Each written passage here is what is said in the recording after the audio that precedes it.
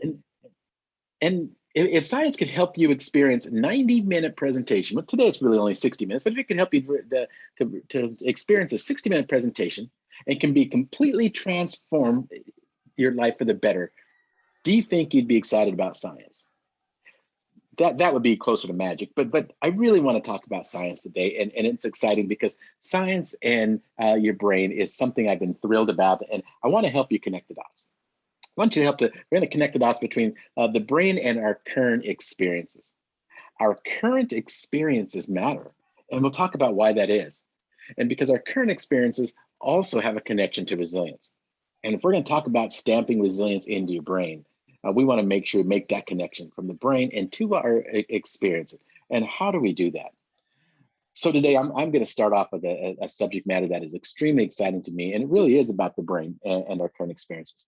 I have here a graphic of my favorite book recently, 7.5 Lessons About the Brain.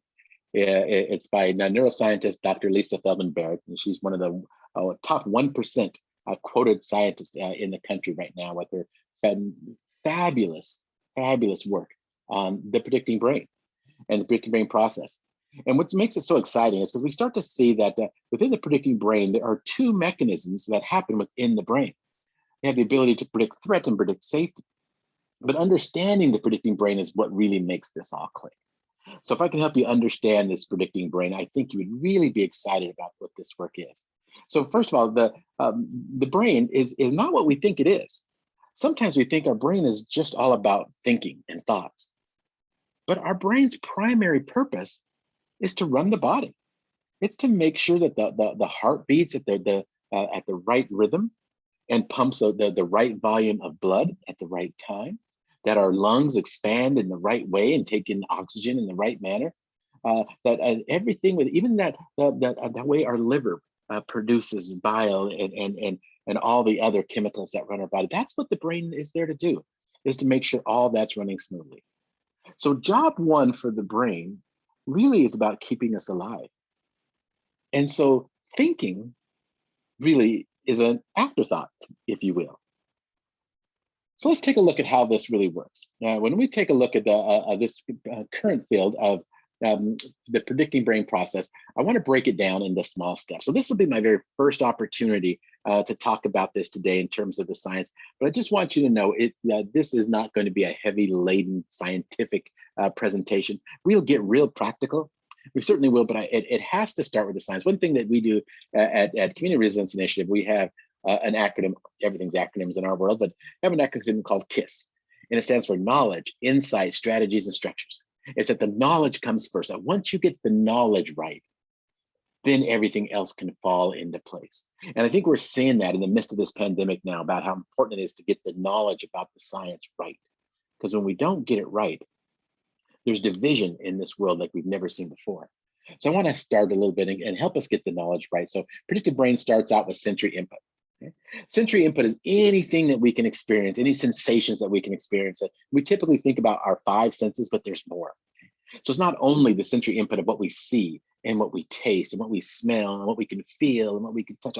It's also temperature, some internal sensations that we have, and our heart rate and being aware of that, and our balance, and there's other things that are going on, what we call interoception, that also is sensory input. And scientists say that 11 million sensations a second happen in our world.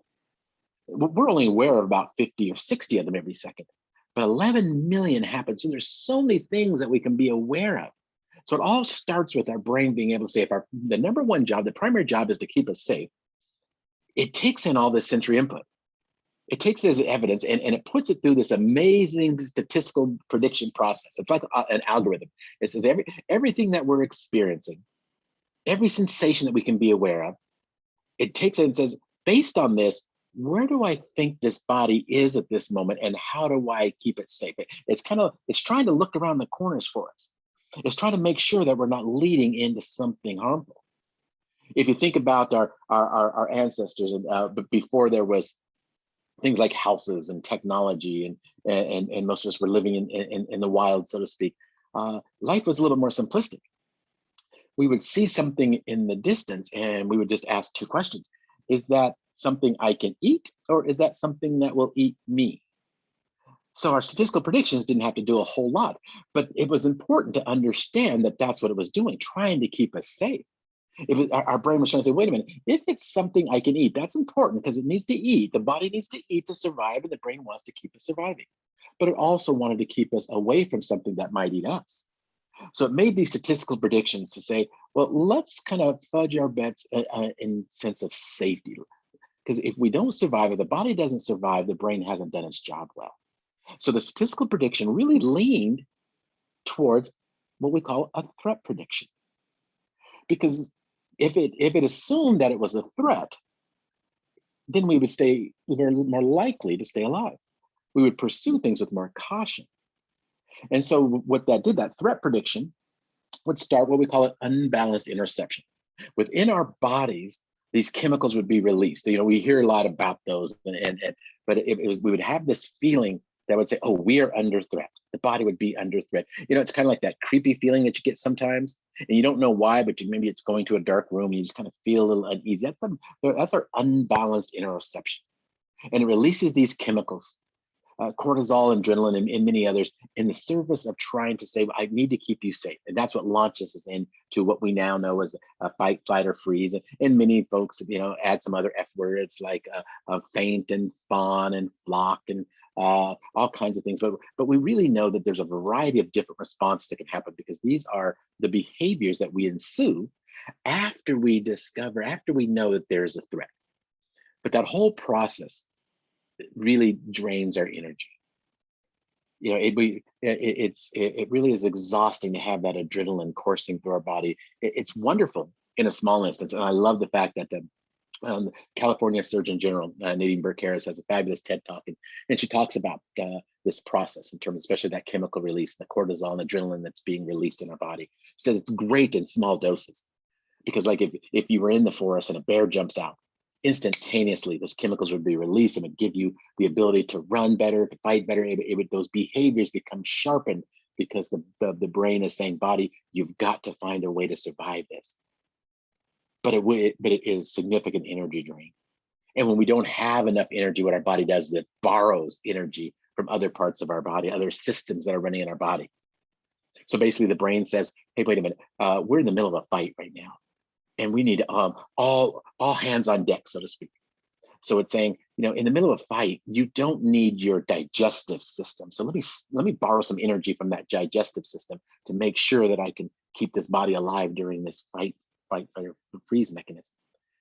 Or well, in the middle of a fight, or when you're having to run, you don't need your reproductive system. So let me borrow some energy from there and to keep this body running and operating well. You don't need your circadian rhythms. You certainly don't need to know when to go to sleep and when to wake up in the middle of a fight. So let me borrow some energy from there. And that energy drain, can you imagine what that does to those other systems when that energy drain is happening all the time? So when the body is predicting threat, and especially when it predicts threat all the time, what Dr. Burke says is, it's one thing when the bear jumps out at you in an instant and it's helpful. But if it's long term, and she says, if that bear comes home with you, for example, when a child has a parent, maybe who is neglecting them or mistreating them, and that process, that threat process is engaging all the time to try to keep themselves safe, and the energy drain is happening all the time, then some of those other systems begin to go offline. And now it's led to some of the most tremendous effects on our body as adults. Adult onset diseases we now know are directly related to the stress response. Of course, right?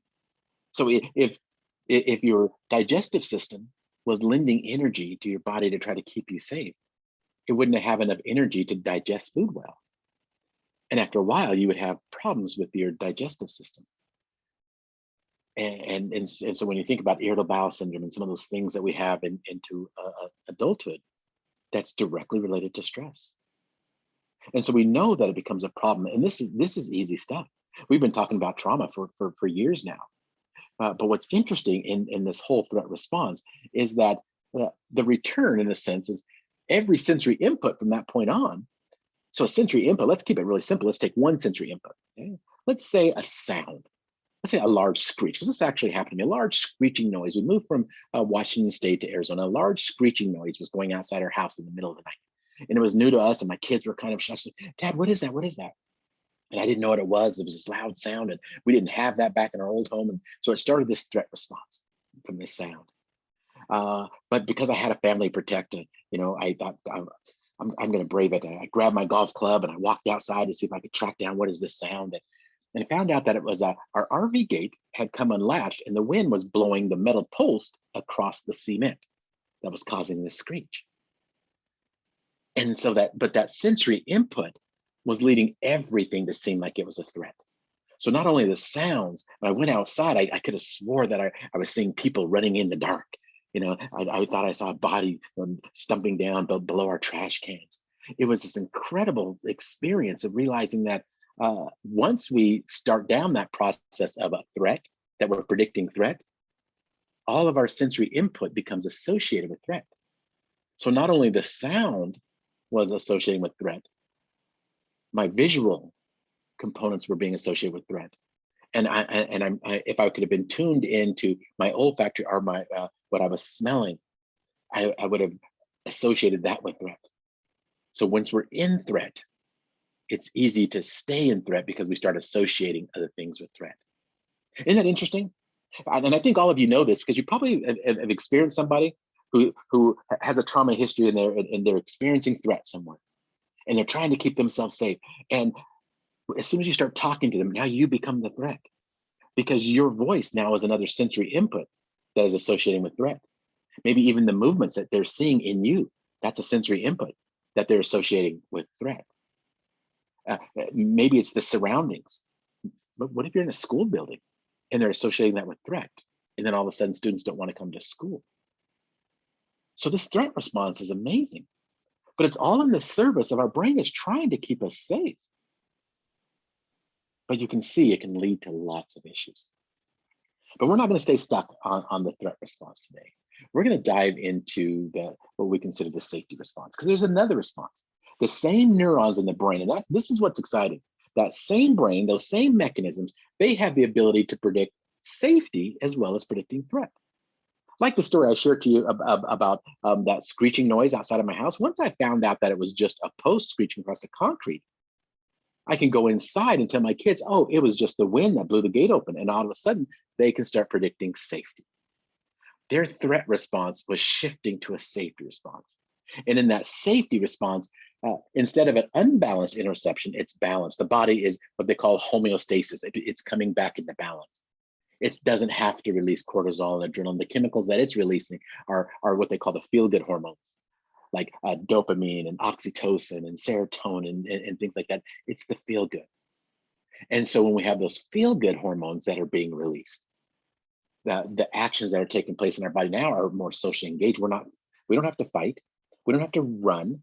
We're not frozen with overwhelmed emotions. We can be more socially engaged. And they're actually designed to help us engage with one another. Oxytocin is in its highest level in the body of a female after birth of her second child. Simply because I think nature had a great way of understanding that I want to make sure that the body is engaged enough to say, yes, you loved your first child, but now you still have the ability to love your second and your third and your fourth even more so. And so there's a chemical that's being released that really helps us to be engaged even more. Isn't that phenomenal? And so the process is actually replenishing our energy. It's not a drain on the energy. It's not borrowing energy from other systems. It's a reward mechanism. And I know you've heard this in terms of those chemicals, those hormones being reward mechanisms, because it's rewarding the body for being at balance, because the body needs to be at balance. And so it gives you feel-good chemicals. Hey, this feels really good to be in balance. And what's really interesting about this is that same process of associating the rest of the sensory input. Remember, there's 11 million per second that we're perceiving in any second. Okay. Now we can only focus again on really about 40 or so of them. But even those 40, once we are aware of those 40, we're now associating those with safe things as well.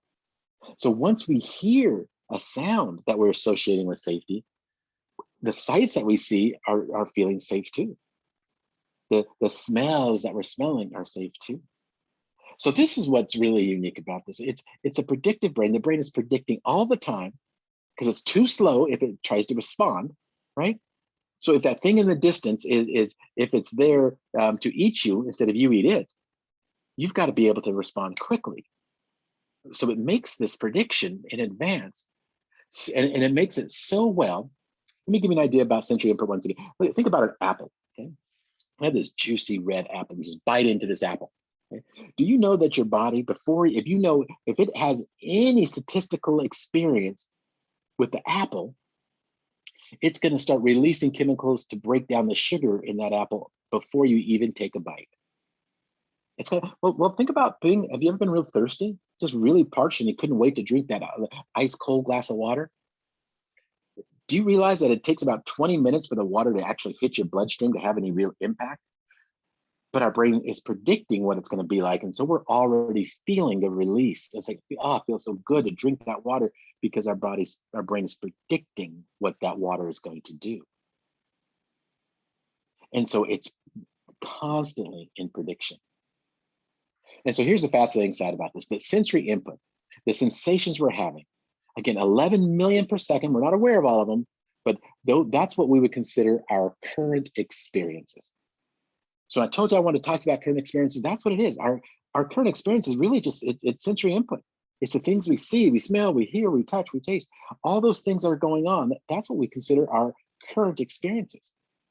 But then our brain runs through the statistical predictions saying, have you ever been here before? And if you have, what did you need to do in order to stay safe? So that's really our past experiences. So it took our past experiences and saying, based on our past experiences, is this situation that I'm having right now, is it a threat or is it safe? And if it predicts a threat, it goes down one way. If it predicts safety, it goes down another way. The hope is, this is the whole work of trauma versus resilience. Trauma is the threat predictions. It's when our brain is predicting threat. It doesn't matter why it's predicting threat. We know it's because of something in our current experience, some current sensory input triggered a statistical prediction of something in our experience, and then started having us experience and interpret that experience as either a threat or safety. So in all respect to, there's a brand new book out, Dr. Bruce Perry and Oprah. Everybody loves Oprah, of course, and I deeply respect Dr. Bruce Perry. Their book is called, it's about what happened to you. And it's exciting because the whole trauma movement started on this platitude that says it's not about what's wrong with you, it's about what happened to you. I think this science, the predicting brain would say it's not even really about what happened to you. It's about how you experienced and how you interpreted what happened to you. And that's what's exciting about resilience, is that we can have the exact same thing happen to somebody else. Two people can be in the same experience, but they can interpret it drastically different.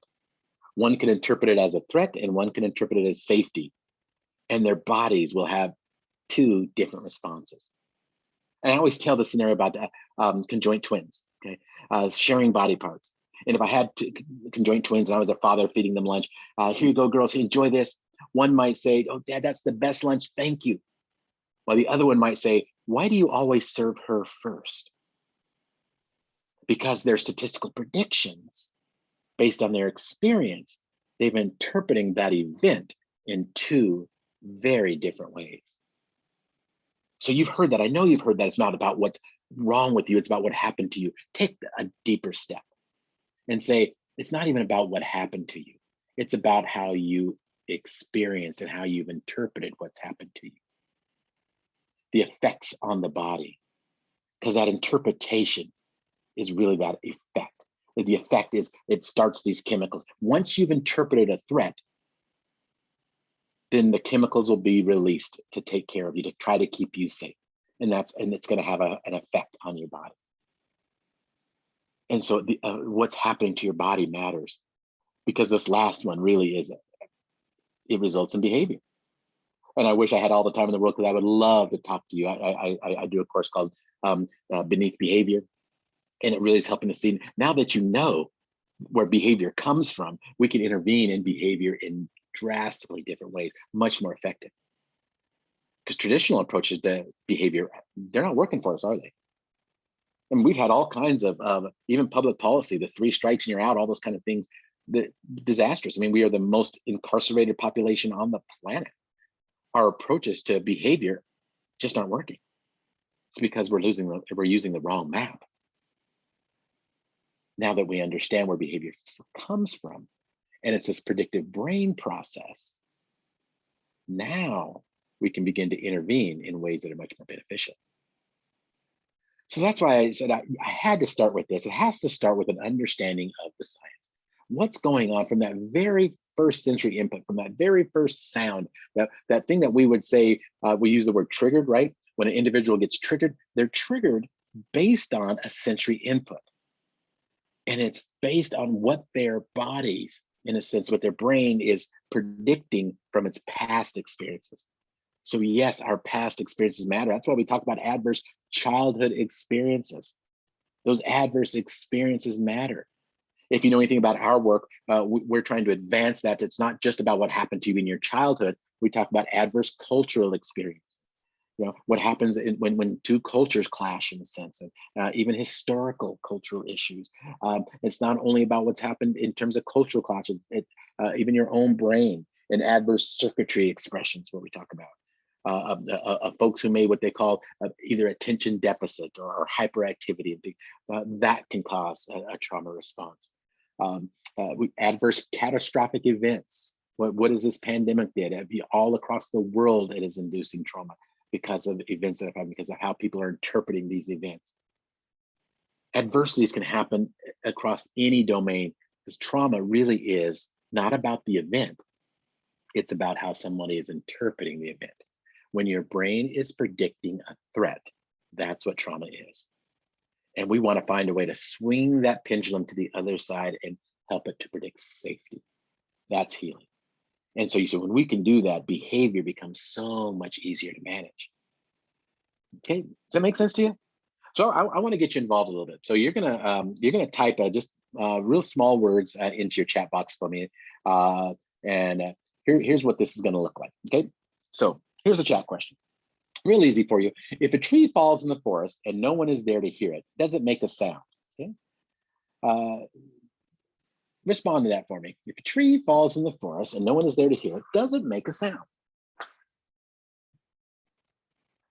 I appreciate it. And you can see all the answers flying by. Thank you for your engagement. And they say that the more likely you are to engage, the more able you are to pay attention. So it just tells me there's some folks out there paying attention. Love this. So let me have you think about this. A falling tree itself makes no sound. Its descent merely creates vibration in the air and then on the ground. The vibration becomes sound only if something special is present to receive and translate. Say an ear connected to a brain. The outer ear gathers the change in air pressure, okay? And it focuses on the eardrum, and on all these thousands of hairs, these little tiny hairs, the vibration goes across there, and it's moving fluid across that eardrum, across that middle ear. And the air pressure changes, and it changes it into electrical signals that's received by the brain. And then that machinery, that brain, converts it into what we now know is sound. But there really is no sound. It's energy. It's chemicals that is converted by a peripheral called an ear, translated by a brain. And you can test this theory by, what if you were to ask a baby that has no concept of what a tree is? Yeah? A newborn wouldn't know what a tree is. It wouldn't know what a crash is. It wouldn't know what snapping leaves and branches, and wouldn't know what that is. So it's going to interpret that air pressure and the vibration just a little different. So we have to have some prior experience with trees in order for it really to produce the sound in the same way. What do you think? Are you buying that? We understand this has been asked philosophy for a long time, but scientifically, folks are saying, yeah, sound doesn't exist. Let's ask another one. See how you do with this one. Are these apples green? What do you think? In the chat box, yes or no? Simple question. Are these apples green? Again, I love seeing the responses. Thanks for the engagement. Did you know that green is not a color that's contained in an object? It's an experience involving reflected light by a human eye and the human brain.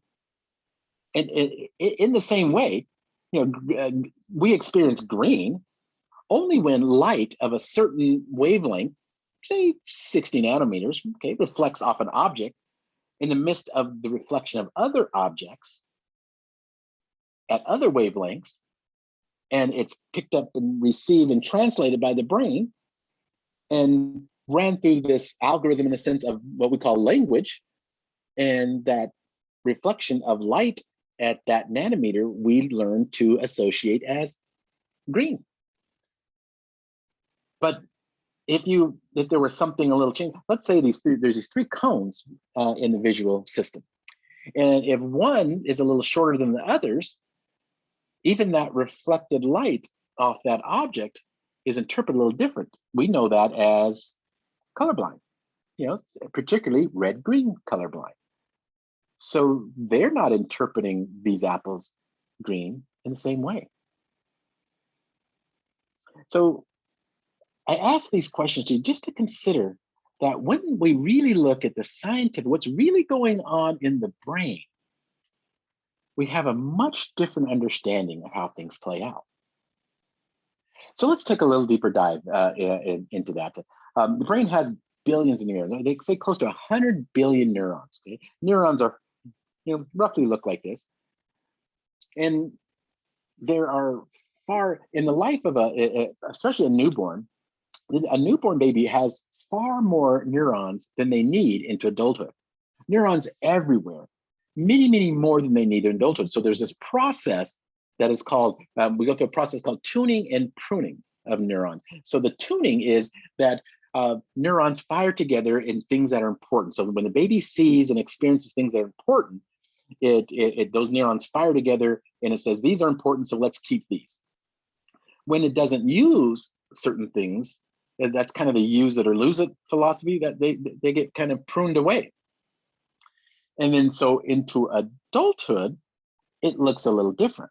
The adult brain is a process of which things have been pruned away and tuned up.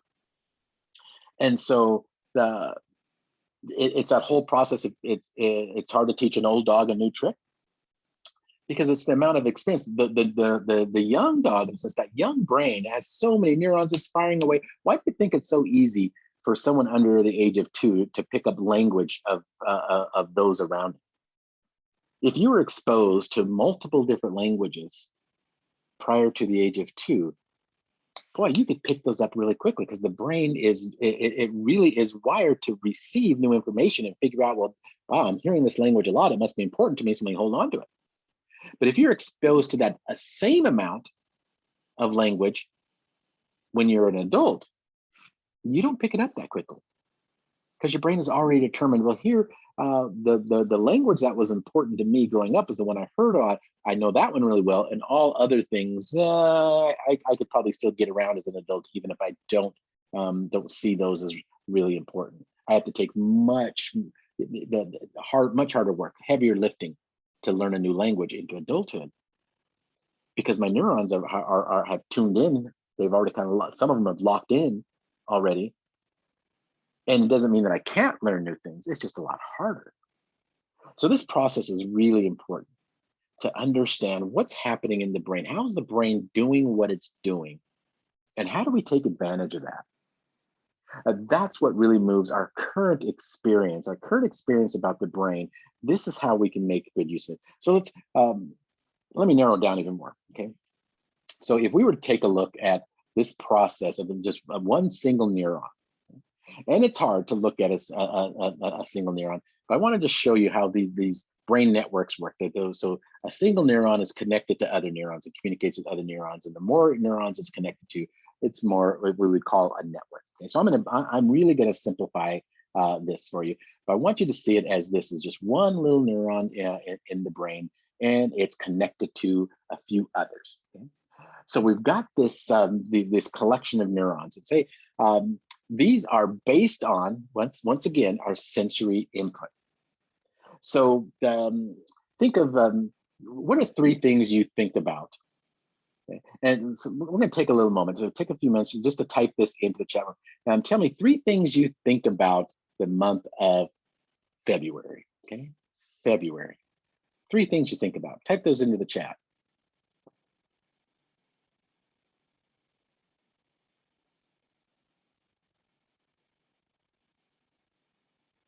Okay, we've got somebody says soccer tournaments, winter, Valentine's Day, hearts. Um, so love, and I love this, some rain. And so we've got lots of things we're thinking about. Now imagine this, okay? Do you think that individuals in, let's say, Minnesota, do you think they think of February differently than folks in Hawaii? February is the same month, right? But it may be processed differently when you have a different set of experiences. So think about the word history. And so I'm going to walk through this example, thinking about the word history. Okay? Through all my senses, history. Think about history from the visual, my visual sense. Here's what my history was, and I want you to be kind with me right now, because I want to be a little bit vulnerable, a little bit transparent, just to show how my brain works when it comes to the threat response, because we're talking about the red. We'll get into the green here in a minute, but I want to start with the red.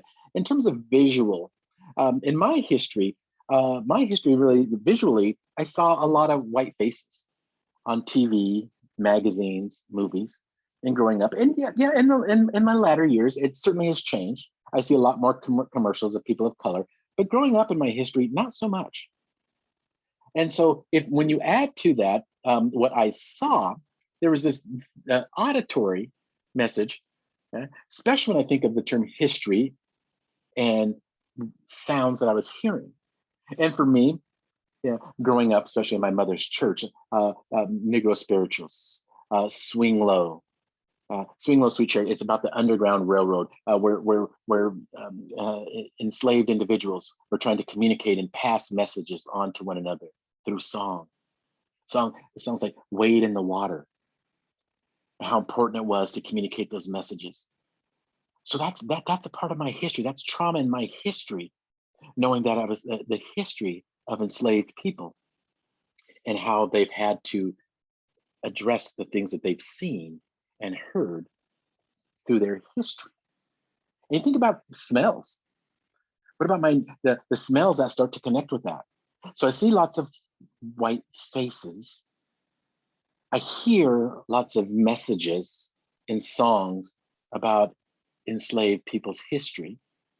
And then I smell things that in my history, there were smells like chitlins. You know what chitlins are? Pig intestines. Okay, they're parts of an animal that were thrown away. And enslaved people, that's what they only had to eat on, were the parts that were thrown away. And the smell going up when my grandmother was cooking chitlins, I didn't want any part. The smell was awful. And a lot of other foods that she learned to cook because it was the only thing she had.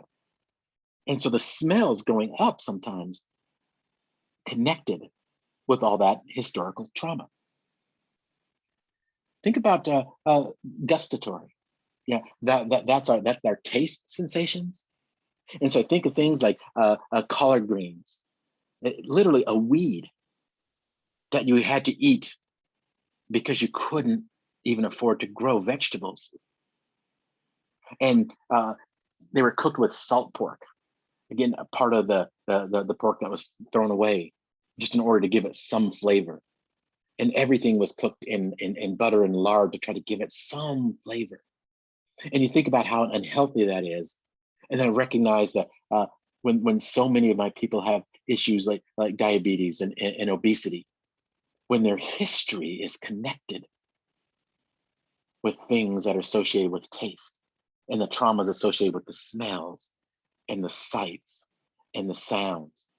And then if we get into the somatosensory things, the feelings, and these are issues, the body and what the body can feel, the brutality of slave owners and police. And even for me, I didn't experience the brutality of a slave owner. And thank God I've not experienced the extreme brutality of even police, but I do remember being what they call paddled in school. And I remember an experience where I was in trouble with a friend of mine, and it just happened to be a white friend of mine. And I remember the vice principal taking out his paddle and saying, you know, how many paddles that we were going to get for this thing that we did.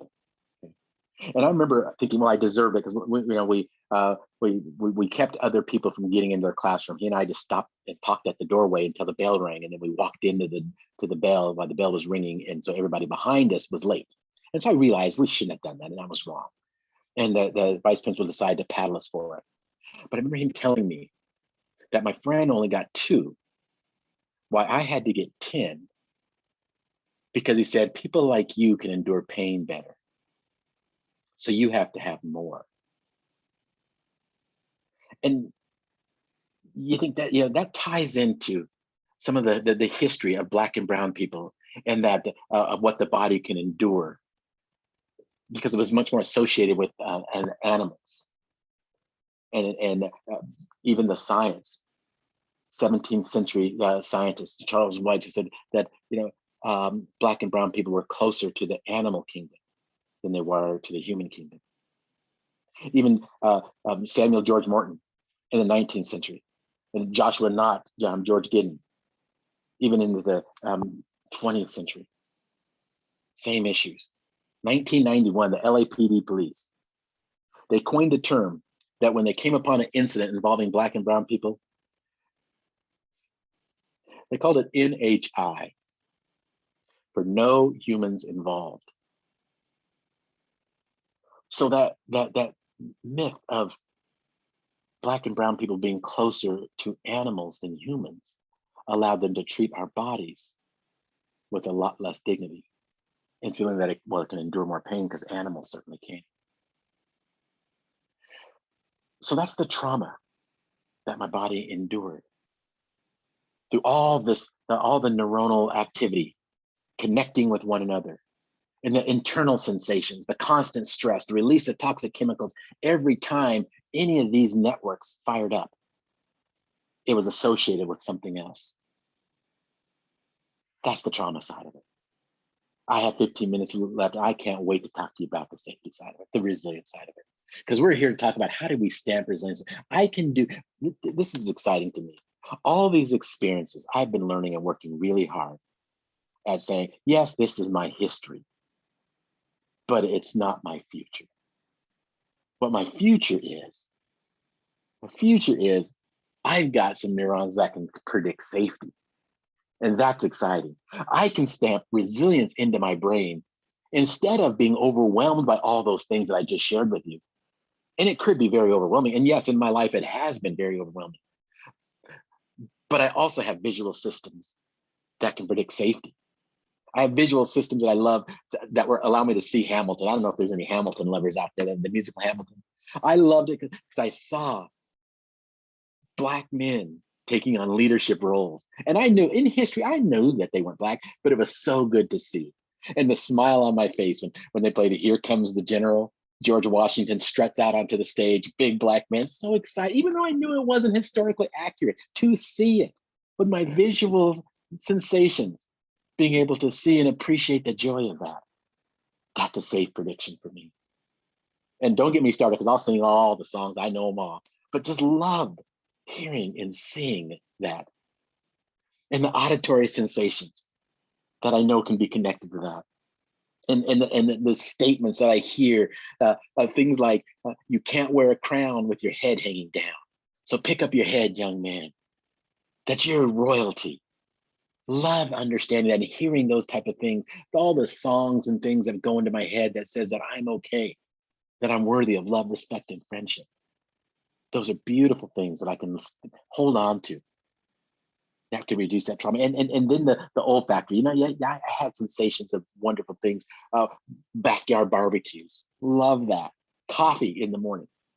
It's one of the things I'm lamenting today. My parents just moved out of my house back to Washington State, but I don't drink coffee, but they would get up in the morning and make coffee and fill the house with coffee, and I just love that smell. And it's still just now I almost just want to go to a Starbucks someplace where I just smell coffee because it reminds me of just the love of my family. Smells can bring back those joyous sensations. And taste can be the taste of some of the great foods that my mom would cook, now that my wife cooks, that my grandmother cooked. I absolutely love the taste of chicken and the connection it takes. Because it reminds me of even I'm going to church and potlucks and biting into that baked chicken, that fried chicken. Chicken in any sort was just delicious for me. And I know it sounds maybe a little stereotypical, but I love it. It brings such deep connections for me. And so all those sensations and internal sensations, like those feel good hormones of being able to do things like dance and to sing, and the somatosensory sensations of hugs from allies and people who care for me, that hear my trauma, that hear my stories, that know the things that I've been through, and then hug me and support me, put my arms around me and say, Rick, I'm sorry, but I'm here for you. It's fabulous to think about. And just hearing all the sensations, all these good things, it makes me think of just and maybe you've heard this. There's a fabulous poem out there, and she does such a good job of expressing this. And when Maya Angelou wrote these words down, it was so inspiring to me when I think about that. It says, you may write me down in history with your bitter, twisted lies. You may trod me in the very dirt, but still like dust I'll rise. You may shoot me with your words. You may cut me with your eyes. You may kill me with your hatefulness, but still like air I'll rise. And that's what this reminds me of. I'll rise. I know what my traumas are, but I can also choose to predict safety, and I can rise. So this is what this work is all about. It's about rising. It's about the opportunity that we have to rise. So I call it Stamp It Into Your Brain. It's just a real quick acronym. I got 10 minutes to show you the power of this acronym, and I hope that I've set it up well enough for you to appreciate what's going on in your brain, to know that, yeah, you could get overwhelmed and swept away in your threat predictions, in your trauma. But I'm going to encourage you to stamp it into your brain. Stamp resilience into your brain. Stamp safety into your brain. Stamp the opportunity to say, hey, I don't have to stay in this space. I can predict safety too. It's the same mechanisms in my brain that predict threat, that can predict safety. I'm going to choose safety. So the first one we start with, to sense it. Okay? Sense it. And what we mean by sense it is just that really opportunity to know that how important it is to take these sensations in, to really do the best you can at recalling specific pleasurable sensations during any activity. You can do this with any activity. Just take time to sense it. Take time to just take in the sights, about how wonderful the sights are, the smells are. Remember, it's all about what it's associated. If you can associate them with safety, what about this event feels good? What about the things that I see feel good? What about the smells that feel good? What about the sounds that feel good? Take all the taste, the sensations, take a moment to sense it. And that's the first step in stamping it into your brain. And then you want to tune into it. Okay? Tune into those reassuring properties. And it's, you get the chance to determine what they are, to focus in on it, to tune into it and say, I'm going to stay with these sensations. I'm aware of those. I sensed it. So I'm aware of the sights. I'm going to tune into it and stay with it a little longer. I'm going to enjoy that sight a little longer. I'm going to open up to this sensation a little more. I'm going to let that sensation just kind of feel me up. That's tuning into it. And it's, this works because it's kind of like selective hearing. My kids have selective hearing, right? It's like they act like they're not hearing me most of the time. And so what I do now is I will mumble something, and then I'll say things that they're wanting to hear, like ice cream. And myself, what'd you say? And I'll say, you can have some ice cream after you clean your room. once I know he's tuned into me. Because I know that that's what we do. We pay, when we can pay greater attention to it, we tune into it. And tuning into it is important. And then once you can tune into it, now amplify it, make it bigger, turn up the volume. Make the elements, if the sights that you're hearing, if they're pleasurable and you're tuned into it, now turn it up and say, wow, see how, what a big deal you can make out of these particular sights now, out of these sensations. Notice how combine the different sensations. Notice how the sights can make sounds even more satisfying. How the touch and the taste and the texture of things can make even the smells more satisfying. Following the sensations, kind of let them spread through your body as you just amplify it. It's that sense of being able to get excited about the sensations that you're feeling. So, and you can do this again with any experience. Going to the grocery store, instead of it just being some tedious task, sense it, tune into it, amplify it, and then modify it. Modify the experience by imagining that you're having it for the first time. Say, oh man, look at this, is great. Appreciate the different combinations of sensations. I never thought about I've seen this before, but I never thought about how it felt and how it smelled and the sensation I had in it and the balance I feel when I'm touching it and I'm surrounding it and I'm hugging it, I'm holding on to it. I can modify that experience, say, this is new. This is exciting. This is not just look, I'm walking down the aisle of Walmart. I have my hands just pressed onto the handlebars of that cart, and I can feel the sensation and the pressure of my fingers. How wonderful those sensations feel. The same hand that touched my baby when he came out of the womb, and I got to hold him. That same hand is feeling the pressure of something I can go down to and store the food that sustains him, that it can care for, that it can nurture him, and I can have this experience while I'm shopping at Walmart, by simply just modifying that and stamping it into my brain. And the last one is to protect it. We learn from what we think is relevant. So I'm going to protect it by making sure I say that this experience was important. It was valuable.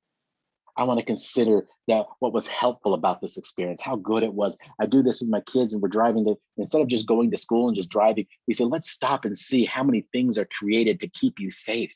Look, there's a stop sign.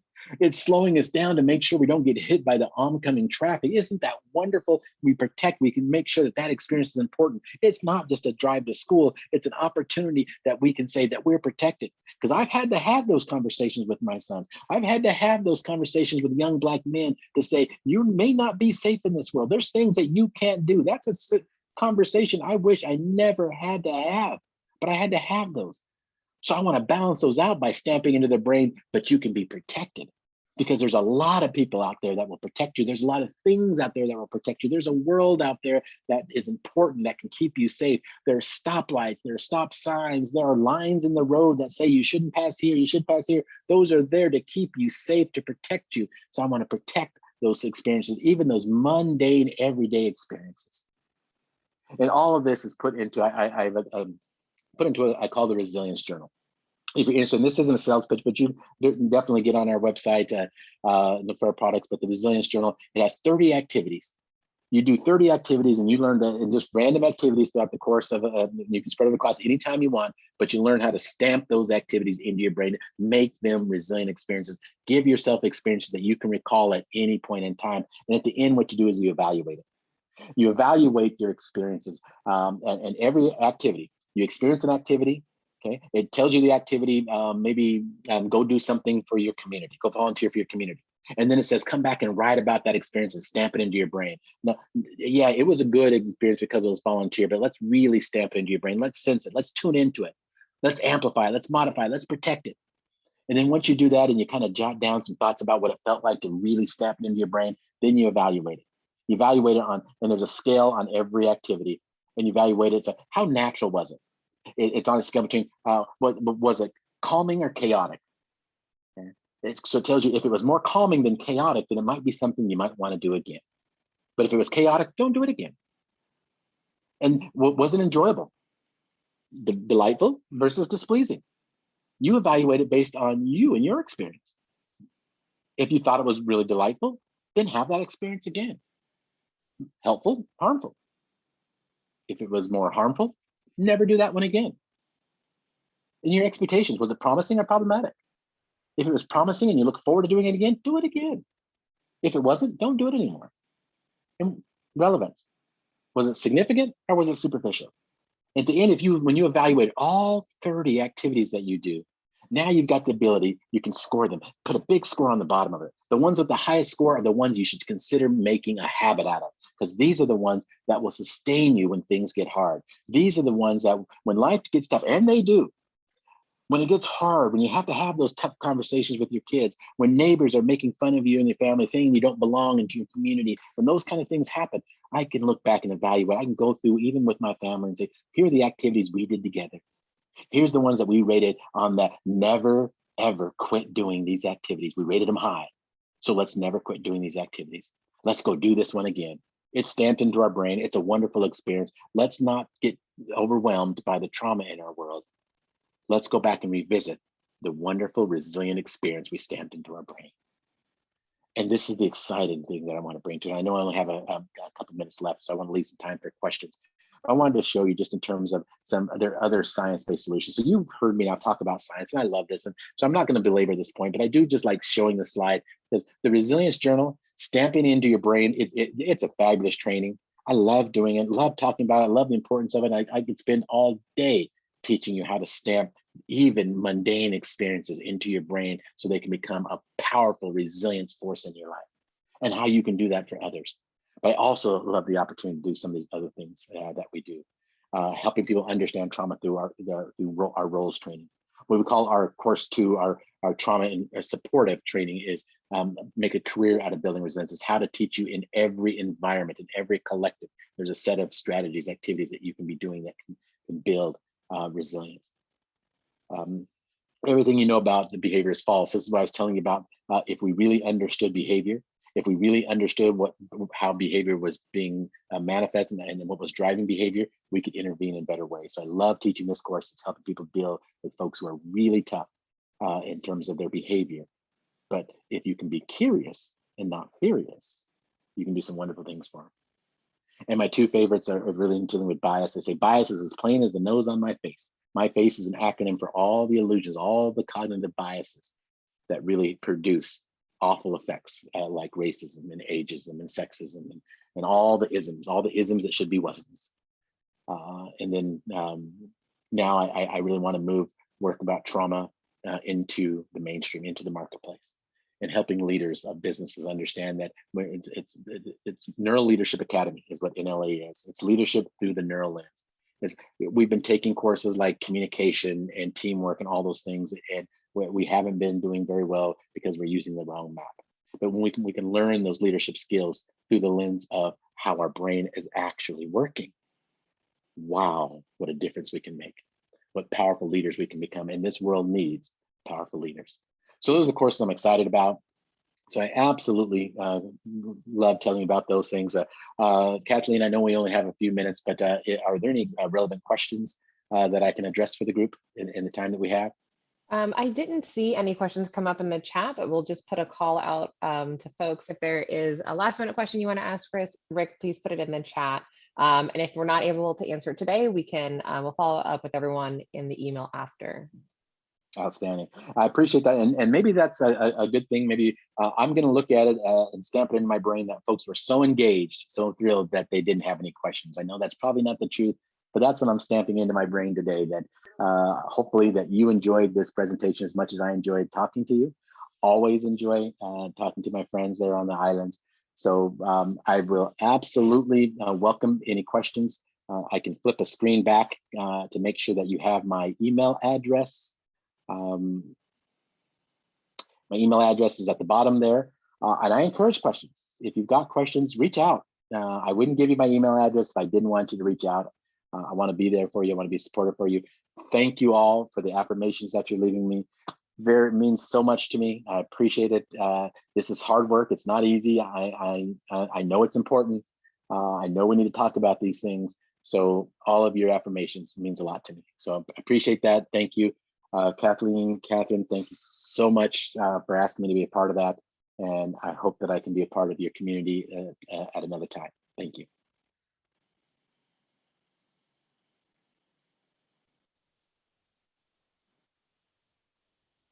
Thanks so much for everyone joining us today. We're going to send out an email afterwards that will have a copy of Rick's presentation.